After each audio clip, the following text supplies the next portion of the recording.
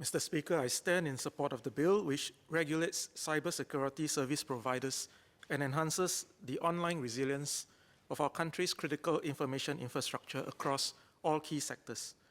With the proliferation of internet devices and the growing scale of worldwide cyber attacks, such as the widespread WannaCry ransomware attack in 2017, the proposed provisions in this bill are a much needed step towards safeguarding of our cyberspace and our everyday security. Considering the multifaceted cybersecurity threats that we face today, the bill is encouraging in both breadth and depth. Let me begin by expressing my support of the Ministry's intentions behind the licensing of key cybersecurity services. There's no doubt that cybersecurity is important for Singapore.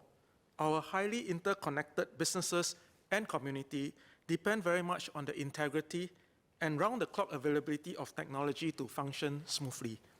Just last Friday, thousands of Singaporeans were affected when the e-payment system NETS was down for more than an hour. Our smart nation needs to be secured all the time, every time. However, I'd like to ask if the proposed licensing framework would impact the development of a vibrant cybersecurity ecosystem in Singapore. Would third-party startups and vendors be required to obtain a license just to offer their services as part of a turnkey solution to organizations? Mr. Speaker, even the best cybersecurity defense systems and the most onerous cybersecurity legislation would be for naught if the end users of these systems end up being the weakest link in our cybersecurity chain. With the proliferation of smart devices, flash drives, and devices connected to the internet, these can all be points of entry for a hacker to cause damage if the user does not have a good basic understanding of digital security. I'd like to urge the Ministry to design and roll out awareness programs to educate our citizens, both young and old, on digital security to ensure that the weakest link in our cybersecurity chain is secured. Another possible weak link in the chain is the outsourcing of cybersecurity services to companies that are based overseas. How does the Ministry intend to ensure the compliance of such companies?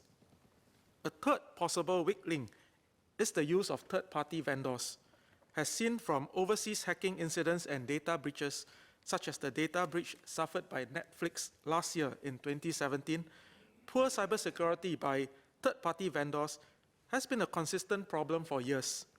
In 2013, hackers gained access to the network of retail giant Target by first stealing password from a third-party vendor dealing with their heating and ventilation systems.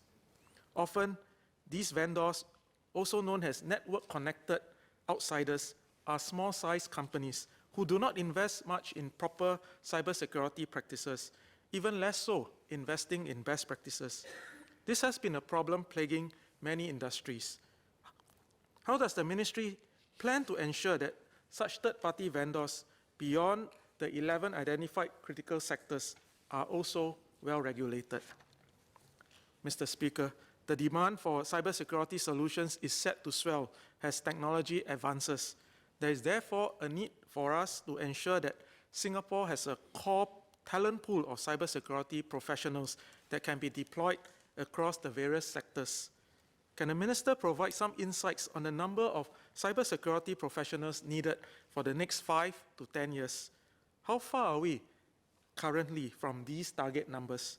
What are the plans to ensure that we have a strong, sustained pipeline of local talents to service this growing industry? Perhaps a short-term solution in ensuring that our cybersecurity defenses are working as intended, while current batches of cybersecurity professionals are still being trained in schools, would be through the use of white hat hackers. I've read with interest that MINDEF has recently invited 300 international and local hackers to hunt for vulnerabilities in its internet-connected systems.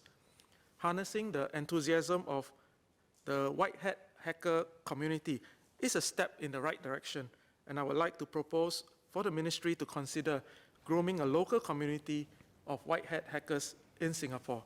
However, clear boundaries and protocols would need to be drawn, and the Ministry would need to think about how to best support and manage the group.